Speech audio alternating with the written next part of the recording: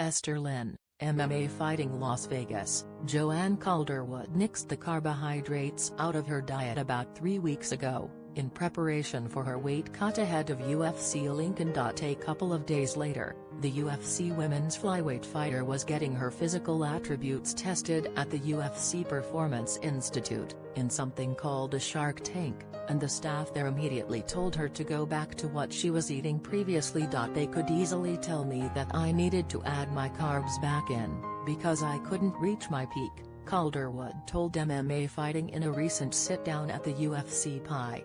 My heart couldn't get to that part in the red. I can usually get to the red, but I couldn't get to the red then. They were like, it's because you haven't fueled your body to get to there. That sequence of events was just the latest example of the validation Calderwood has felt over the last few months.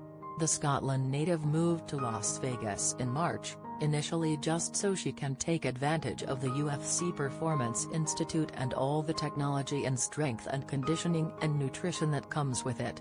Before, Calderwood would do strength training and nutrition on her own.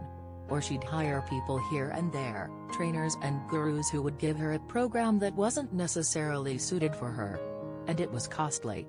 In Las Vegas, she has the state-of-the-art UFC Performance Institute, which has all of those things available and customizable, and it's free for UFC fighters. Earlier in the year, Calderwood was having a dialogue with Clint Wattenberg, the UFC PI's director of sports nutrition, about her diet and food intake. After thinking it over, she thought to herself, why not just go all in and move to where those facilities are? I wasn't training as a professional athlete, Calderwood said. I wasn't living my life as a professional athlete. Now, it's just motivated me, and I have the tools, I have the education, the mindset to carry on. I'm still doing MMA, I'm still turning up for the training. But it's the things that are outside the gym that I wasn't getting a grip of.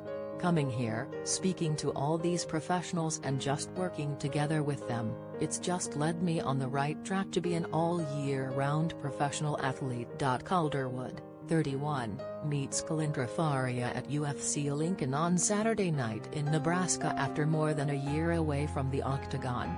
She's lost 2 in a row, both in the strawweight division that she said for years she had major difficulties making.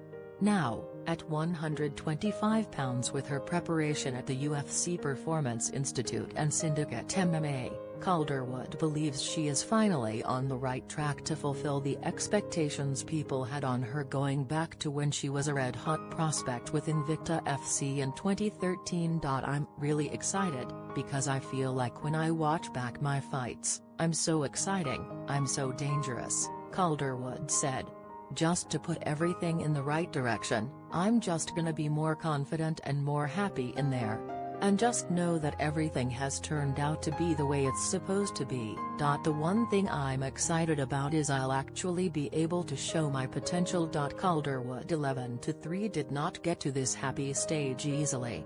She sprained her ankle before her loss to Cynthia Calvillo at UFC Glasgow in July 2017 and missed weight by 2 pounds. After that bout, Calderwood left TriStar Gym in Montreal and was at a career crossroads. She said she thought about hanging up the gloves. I was like ready to give up. When that happened, I was like, I'm out. I was just like, I've had enough. Calderwood, it did get to that point, and that's when I knew I had to take a step back, Calderwood said. I was like ready to give up. When that happened, I was like, I'm out. It was like last year when I got injured. I was just like, I've had enough. Calderwood felt like she already moved halfway across the world from Scotland to Montreal, so she had to make it work there. But it didn't. One of the big issues, she said, was a lack of female training partners at TriStar. Calderwood said when she got to Vegas, it was a priority to find women she could spar with. She has certainly found that at Syndicate, which boasts UFC fighters Roxanne Modafferi and Jessica Rose Clark, among others.